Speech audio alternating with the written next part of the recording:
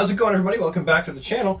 I'm Brad, the DC Universe Geek, and today I wanted to read to you the proposed story for Justice League Part 2 and Part 2A, pre the rewrite of the current Snyder Cut that will be released this March. I follow a guy on Instagram called Ryan Unicomb. He's probably one of my favorite accounts because the guy says what he means what he says, he's a big DC fan, and he's also a really good source of, oh, that's something that an insider would know, because he's an insider. So he's always one of my go-to YouTube accounts. When he posts, I listen. Anyway, so he posted this whole write-up of what was to be Part 2 and 2A of the Justice League, Zack Snyder's original vision. So I figured we would read it today. We would just sit down and read the entire thing together. So let's do that. So it's prefaced in red letters by, everything you're about to read was put together by Zack Snyder, Chris Terrio, and featured art by Jim Lee. It was the original story layout for Justice League 2 and 2A. This was created in 2016 before they rewrote the first Justice League 2017, which is now known as the Snyder Cut / Zack Snyder's Justice League. All of this is subject to change should Zack Snyder be allowed to continue his story. But this was his original story. And then it continues on. Justice League Parts 2 and 2A. Although originally pitched as one film, we believe the character arcs of our heroes and villains, along with the epic battle with Darkseid, which unites the League, the world, and the entire DC universe, warrants 2 films.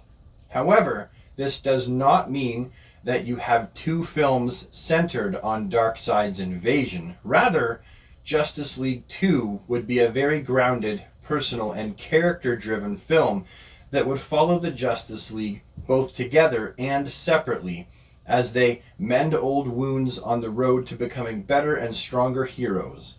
While Lex Luthor recruits a league of his own made up of revenge-driven villains introduced in the hero's solo films. Dr. Maru, Wonder Woman 2017, Leonard Snart, The Flash, Orm and Black Manta, Aquaman 2018, and The Riddler, Ben Affleck's The Batman. These villains would link all of the DC films together. That's interesting. I had no idea that The Riddler was the planned villain for Ben Affleck's Batman solo outing. I think that would have been interesting. The last time we saw Riddler on the big screen would have been with Jim Carrey. Yeah, I think the world is ready for the Riddler again. Like Empire Strikes Back and the last Harry Potter films, Justice League 2 would end with a cliffhanger, revealing only at the end of the film Lex and his League are connected to Darkseid. Then, flash forwarding 5 years into the future where Darkseid has taken Earth. The hero arcs throughout Part 2 and A. Superman, with Lois's help, the back-from-the-dead Superman will learn to become Clark Kent again, feeling more human than ever as he and Lois start a family.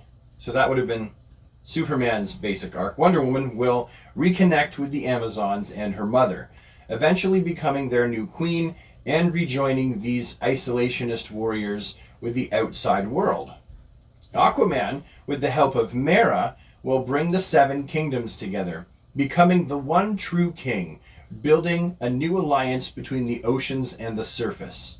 The Flash will free himself from the past, releasing his father from prison with Cyborg's help and learning how to master his time-traveling abilities, literally becoming able to be in 2 places at once. Cyborg will evolve both into the modern-day god of the digital age and into a human once again. Batman will ultimately sacrifice his life for these unlikely friends and the woman he loves, leaving behind a legacy that will never truly die. Justice League 2, 2019, so that's when it was intended to come out. The Justice League United. We open with the Justice League in action during a natural disaster, working as the efficient, powerful team they've become, weeks after Justice League 1.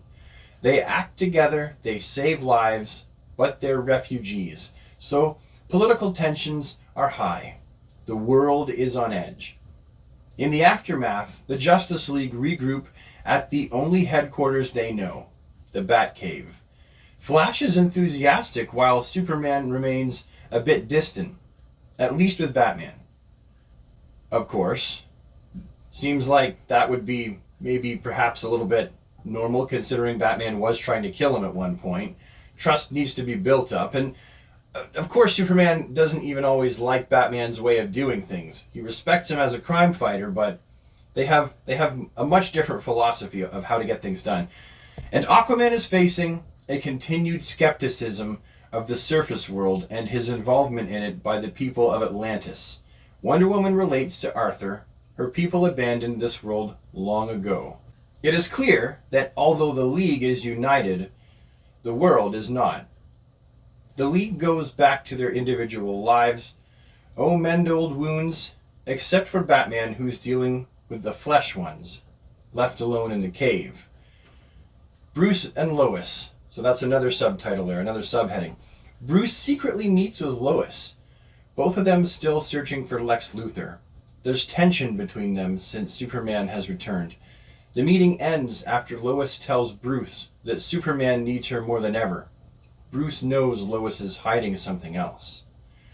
And there's another subtitle here, Lex Luthor recruiting his own league. Meanwhile, deep in the Brazilian jungle, Lex locates Dr. Maru, last seen in Wonder Woman 2017, still alive, experimenting on herself, prolonging her life, and testing new chemical weapons on unfortunate human lab rats. Like an obsessed stalker, Maru has spent decades collecting information and articles on Diana and the Amazon. Now that Diana has become known to the world, Lex offers Maru a chance at revenge.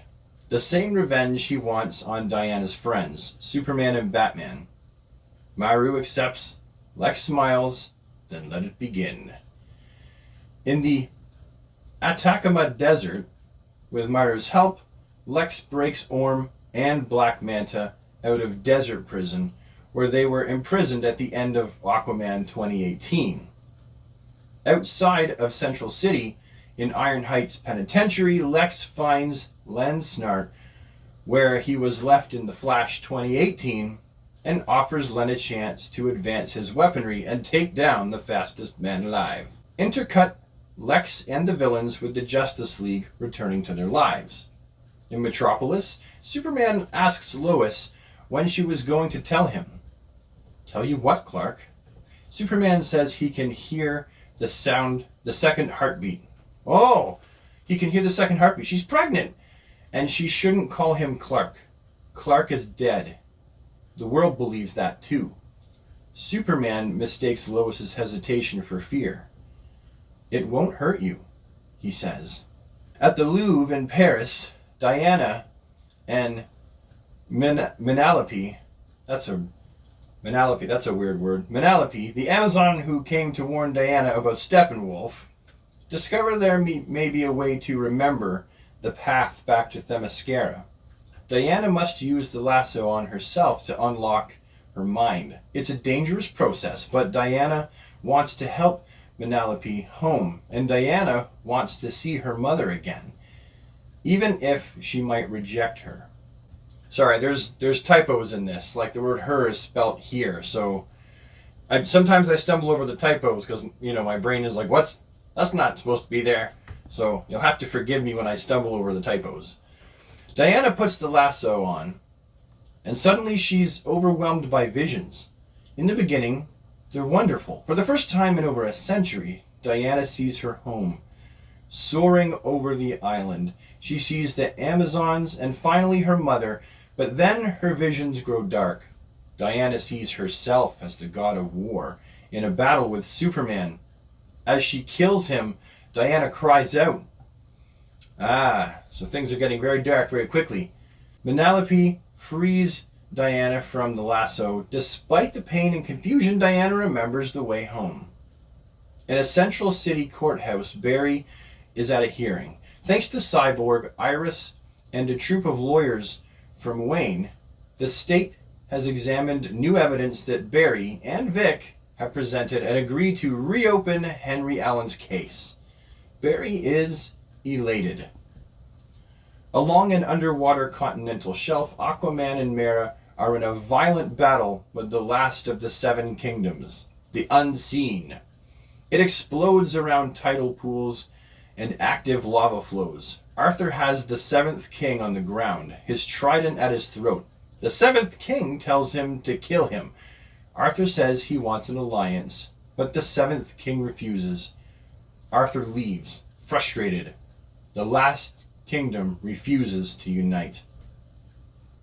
In the Batcave, Cyborg upgrades the cave, even providing a female AI voice for Alfred, who has become a father figure of sorts. Looking at the empty cave around them, Cyborg as Alfred, why he's never... Oh, Cyborg asks Alfred. See, there's another typo. Cyborg asks Alfred why he's never home. Alfred solemnly replies, because then he'd have to face himself. Oh, he's asking why Bruce is never home. Because then Bruce would have to face himself. Okay. Now there's another bolden subtitle, Batman and Lois on the hunt for Lex Luthor. Batman moves deep into the Canadian wilderness, doing second, following up on a lead that Lex may have been sighted in one of the remote towns. He fights his way through a secret location only to discover not Lex Luthor hiding out, but the Riddler. Awake for days, maybe weeks, Riddler has a long, unkempt beard, his fingers dirty, his rantings written across the walls of his cabin. He looks at Batman. A man possessed. Luthor asked the question. I had to know the answer. Lois is also on Luthor's trail. She located Dr. Maru's lair in the Brazilian jungle. Lois writes everything in a journal, keeping it offline and private. She grows pale as she realizes who Maru is and what Lex might be up to. He's forming a team of his own. Back in the Canadian wilderness, Batman faces off against the Riddler. He tells Bruce about how Lex came to him for information. Lex presented the anti-life equation, the riddle of life itself, and the Riddler solved it. He knows what it can do, and once it's unlocked, Lex will make life meaningless. The Riddler raises a gun, but points it at his own head. Time to solve the last riddle! Blam! Batman's shocked as Riddler kills himself. Well, that just got dark. And I'm saying that like while reading a Zack Snyder Justice League script, which is already pretty dark. That went to a whole new level of dark. And now there's another subtitle, The Justice League members unite with their families. Wonder Woman and Vanellope arrive in Themyscira. Diana's unsure what her mother's reaction will be, but a tearful and overjoyed Hippolyta embraces her. The Queen declares there will be a celebration unlike any other in Amazon history. Her daughter is home. In the oceans, Aquaman and Mera bring the final kingdom of the seven, the Unseen, into their alliance. For the first time since Atlantis sank, it is once again united. In Central City, for the first time since he was a kid, there is no wall of glass between Barry and his father. Henry Allen is released from prison. Exonerated, Barry is about to tell his father who he is. In Metropolis, Lois returns to Superman, tells him she will accept Clark is gone, but she has to go, still on the trail of Lex. In Gotham, Batman returns from the wilderness, shaken by the Riddler's proclamation, intercut with Lois discovering from General Swanwick that Lex has the 3 mother boxes. Oh no. Yeah, that's not good when Lex has all 3 mother boxes. Lex activates his plan. At the 3 Rivers, helicopters survey the area. Lex is on the scene, his team elsewhere, but in contact with him, Lex activates the boxes. His true plan, to destroy the Justice League and take the secret power called the anti-life equation for his own. It will give him power over all living life. The anti-life equation glows as Lex turns on the boxes. Cyborg blinks, feeling a horrible emptiness as the influx of data stops for the first time since he first went online. And a boom tube erupts in front of Lex, surprising him. Emerging from the portal, Darkseid, the horrific, sadistic servant of his master. Darkseid, who emerges behind him, Darkseid takes the power of the anti-life equation for himself. Of course. Was that really going to end any other way? Superman versus Darkseid. In the Batcave, Superman, Batman, and Lois regroup. They learn of Darkseid's arrival. Superman tells Batman that this is a fight among the gods. She's my world, he tells Bruce. Protect her. Superman flies off to confront Darkseid. After Superman leaves, Bruce and Lois argue. Bruce knows she's pregnant. Lois ends the argument by telling Bruce, "You're not the father." She tries to tell Bruce about what she's discovered with what Lex is planning, but he won't listen. Lois ends the argument by telling Bruce, "You're not the father."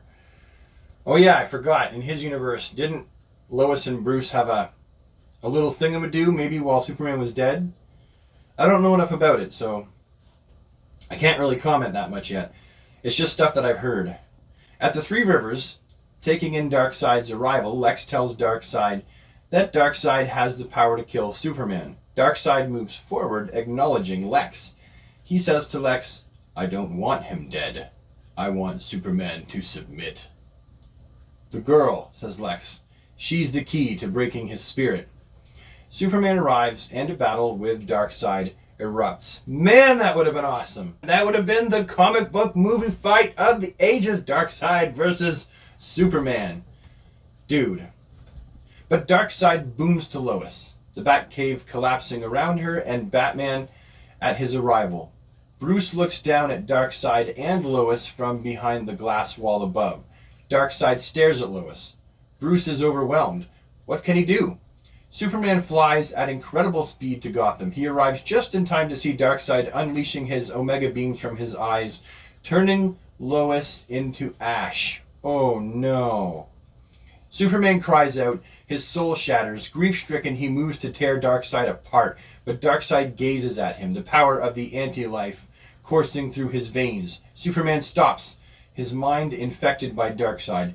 Bruce watches it all in horror. Superman grabs his head in pain, eyes burning.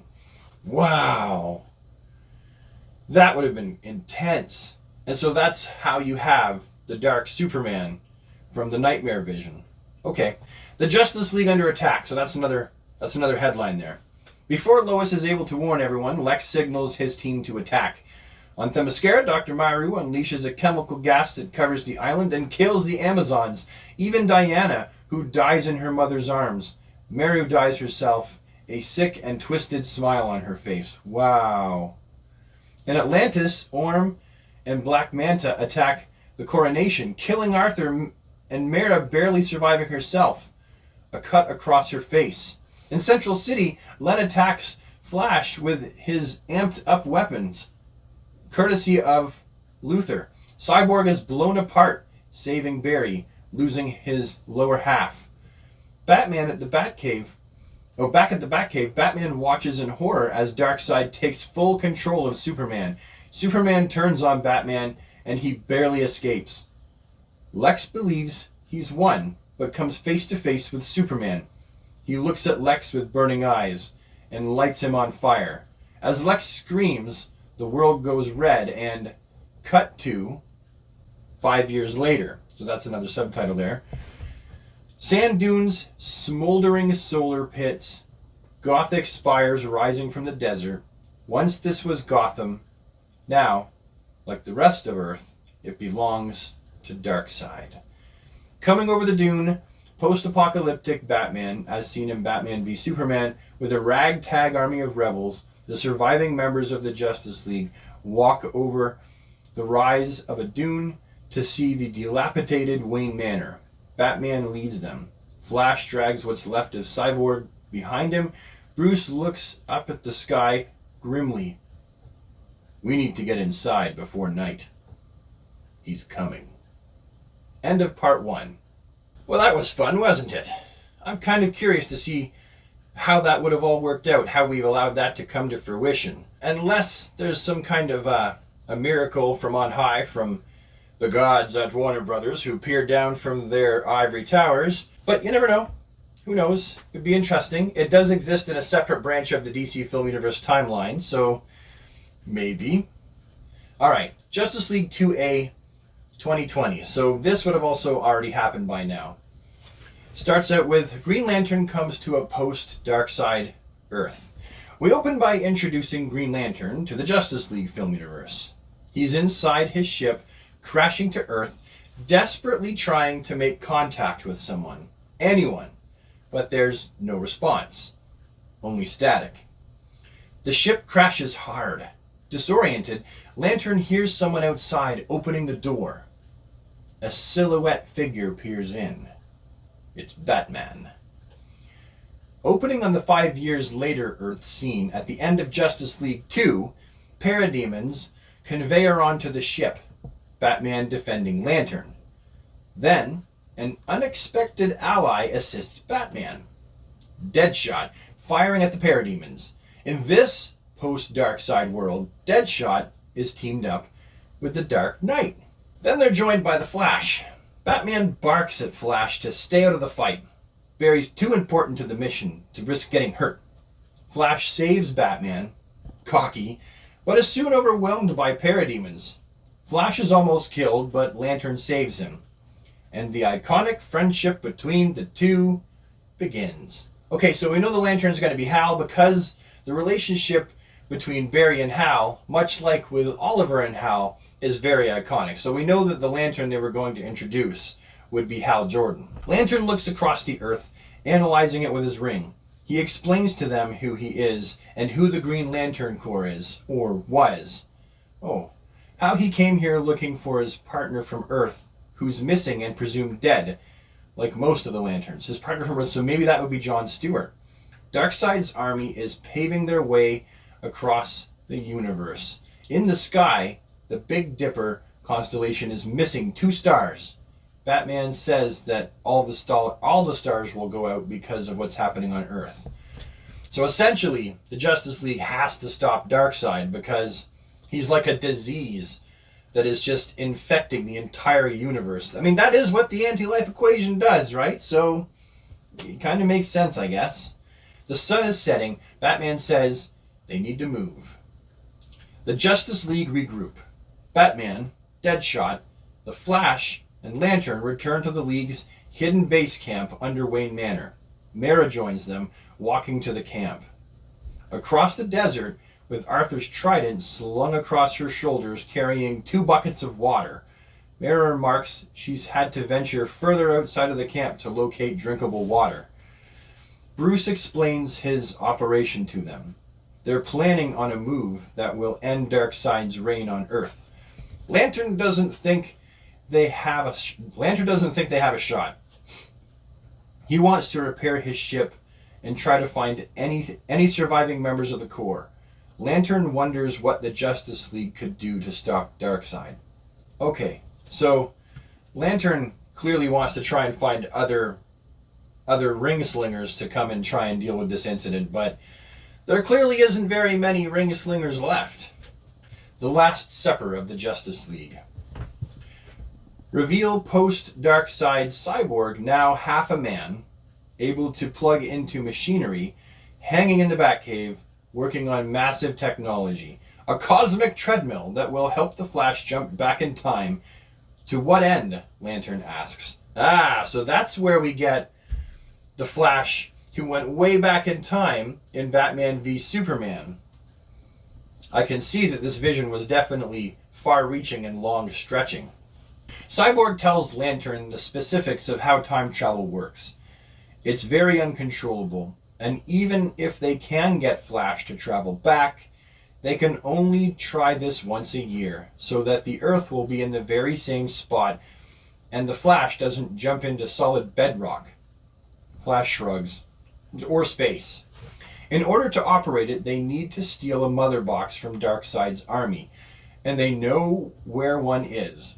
But once they power this machine up, they'll get his attention. Lantern asks who. Mara answered, "A Darkseid-controlled Superman. Even Lantern has heard of the Kryptonian, worried that he is under the control of Darkseid. He heard his spirit was unbreakable." Deadshot goes on, "Across the world, beyond parademons, nearly the entire population has fallen to the anti-life equation, their minds being completely controlled by Darkseid.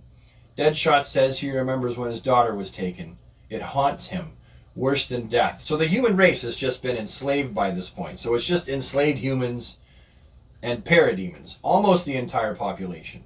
They need to move soon.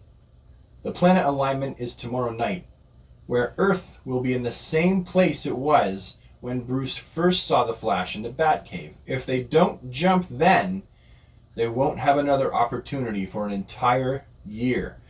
The plan is that Barry will warn Batman so that they can be prepared, but the Flash will only have 10 to 15 seconds before he's taken apart. So, what can he say in that amount of time to Bruce? They all agree it's simple. You have to stop Lex. If Lex is stopped, Darkseid will never come here and Lex will never slaughter the Justice League. Afterwards, Bruce pulls Barry aside. Bruce tells him that it won't work. He's trying to stop Lex already. Flash has to say something else. Bruce says that it's his fault. In a rare moment of vulnerability, Bruce admits she was Superman's world. "I believe I broke that connection." Bruce whispers in Barry's ear. The Flash's eyes go wide.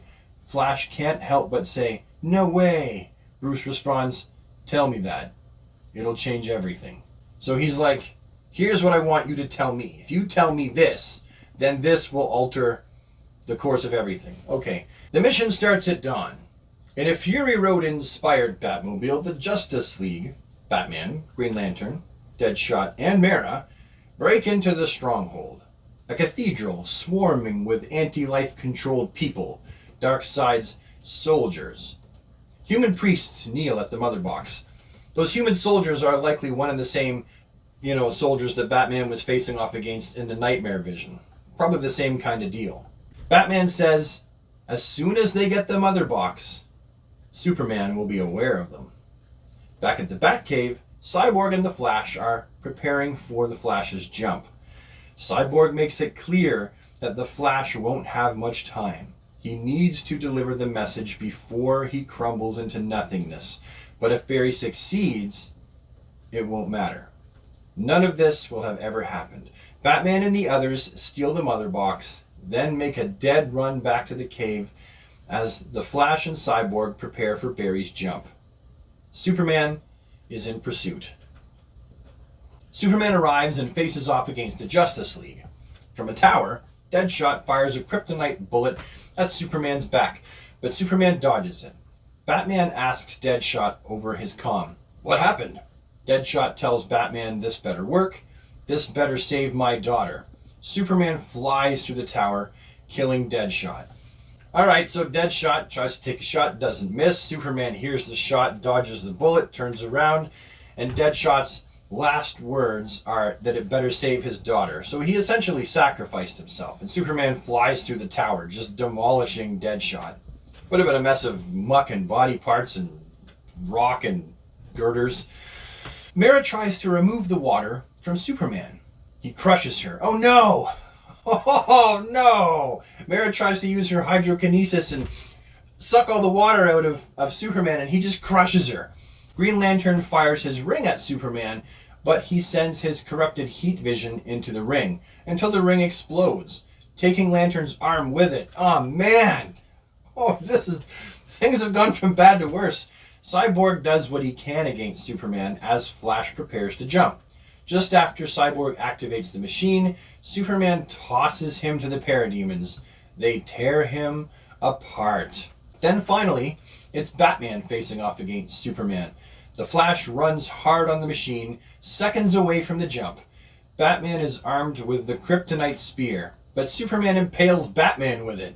As these two heroes struggle, the Flash races as fast as he can, exploding through time just before Superman reaches him. Whoa! Woohoo! Barry! The Flash races back in time. The Flash is pulled through time. Then we're with Bruce and Lois as they first argue in the Justice League 2.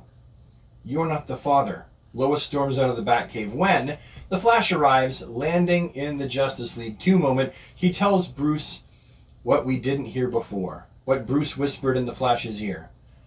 Lois lied to you. You're the father. After delivering his message, the Flash vanishes from existence. Lois comes down trying to reconnect with Bruce, who is still reeling from the information. Again, Lois is insisting he listens to her. This time, he does. She tells him Lex has a plan to take out the Justice League. Working together, they discover his attack plans against the League. Suddenly, Darkseid's boom tube opens, water pouring into the cave again. Darkseid looks at Lois, Bruce looking down from above behind the glass again. But this time, Bruce goes into action, smashing through the glass, throwing himself in front of Darkseid's Omega beams as he moves Lois out of the way. He's struck by them, crying out, but he survives. How'd he survive? They incinerated Lois, but they didn't turn Batman to ash? Is his batsuit that good? Superman arrives in time to see Batman injured. He flies into a rage, but instead of being broken, he's empowered and angry. Superman puts Darkseid on his heels, and Darkseid is forced to retreat. Lois tells Superman he has to warn the others. Lex has a plan. With information from Lois on Lex's Injustice League, Superman saves the League, stopping Maru from releasing the gas on Themyscira, Orm and Black Manta from killing Aquaman, and Len from taking out Cyborg. Meanwhile, Bruce reveals to Lois that although he's alive, he was hit. There's a darkness growing across his body. He is in pain, but they need to keep fighting. He tells Lois as he boards the Batplane, I could have had a life outside of the cave with you. Bruce leaves as across the world. Okay, I'm just going to stop there for one moment and say the only thing that I really don't like about this is how it was kind of written in that Bruce and Lois had a bit of a fling. I feel like that is the only thing that leaves a bad taste in my mouth. Like, I'm all for people having their vision and telling a story that is unique and new and not the same thing we've heard before, but in the same token, I'm kind of like, Bruce and Lois should never be together. Never. I know that here and there it's been kind of jokingly hinted at, but seriously, leave that alone. Anyway, Earth unites against Darkseid. Darkseid's full-scale invasion begins, and it's too much for the Justice League to handle on their own, but they won't have to. Led and inspired by Superman, the countries of the world come together. Armies, air forces, and navies. Okay, cool. So everyone's been inspired by Superman, which is his job, to inspire people. That's one of his big jobs. So the world comes together all to face off against Darkseid's army. Wonder Woman and her mother lead the Amazons off Themyscira to join the war. So it's getting bigger. In the oceans, Aquaman pleads to the Seven Kingdoms, declaring there is an eighth, the surface world, and they must be allies, not enemies. The Seven Kingdoms rise to join the Amazons and the surface. The entire world becomes a Justice League. In a Lord of the Rings-like finale, the history of the three armies that first battled Darkseid echoes itself today. The world of men, the Amazons, and the Atlanteans. As the battle continues, Green Lantern joins the fight along with the alien Green Lantern Corps. It's the entire DC universe together for the very first time on a scale unlike any that's ever been seen, battling to save the world together. During the battle, Hippolyta dies, saving her daughter, proud of what she's done. The Flash is able to move so quickly he masters his powers, existing in two places at once. Unstoppable, he takes out an entire army himself. Cyborg is able to overpower the Mother Boxes, taking control of them and triggering a chain reaction that destroys them, weakening Darkseid. It's ultimately a dying Batman who sacrifices himself to save the League and the world. In the aftermath, Diana becomes the new Queen of the Amazons, leading them to rejoin the outside world and restore and inspire peace. With the Amazons at her side, Diana negotiates peace between the countries of the world, unlike anything in history. So Diana negotiates world peace. Arthur is recognized by the kingdoms as a true king that has helped unite the world. The skepticism over his human heritage not only gone, but replaced with admiration. Cyborg evolves, becoming a god of the digital age and able to transform himself to look human again. Well, that's good. That's good. That's something that always bothered him, that he looked like a freak as far as he was concerned. Lois mourns Bruce's death. Superman looks closer, realizing that Lois is carrying Bruce's child. Lois admits it, but he already knows. Maybe he always did, he says. He saw what he needed to, but he doesn't shy away. Instead, he embraces Lois and her unborn child. He has a reason to be Clark again. So Clark is going to raise Bruce's baby. 20 years later, after a memorial commemorating the Batman's sacrifice, Commissioner Barbara Gordon asks Lois, "What are you going to tell him?" Referring to telling Lois's son the truth about his father. For the first time in decades, crime is returning to Gotham, and it needs the Batman again. Various Justice League members like Martian Manhunter present. Lois takes her son to the Batcave and reveals the truth, that his father was Bruce Wayne. In Gotham, rising from the shadows and out of the moonlight, we see the all-new Batman. So, for better or for worse, that was what was going to become of Zack Snyder's DC universe. That would have been the end to it. Now, technically, he could have let off and continued because there was an all-new Batman, but I really don't think that was the point, judging by everything that I've read. I feel like it was just to symbolize that things will move forward, things will keep going. But I don't think it was ever intended for there to be another Batman movie with the all-new Batman. But what do you think? Would you have liked to see this made into 2 feature films? Or are you glad that it wasn't and you're happy with the Justice League as it was released? I know that we're all going to have our minds blown and our perceptions changed a little bit after the Snyder Cut is released. Some of you will absolutely hate the Snyder Cut, and your mind will be blown by how terrible you feel it is. And then there will be some people who will come out of it going, man, I'm really now beginning to mourn the loss of the story that could have been told based on where this started. Anyway, I guess that's all for now. If you're not following Ryan Unicomb on Instagram, you should take the time to go follow him. He has a very interesting Instagram account, and I always appreciate his posts. Like I said, he says what he means, and he means what he says. So you can always trust that he's going to be a straight shooter about things. But anyway, that's all for me. Thank you so much for watching. I will see you next time with the next one. Have an awesome DC day, everybody, and take care.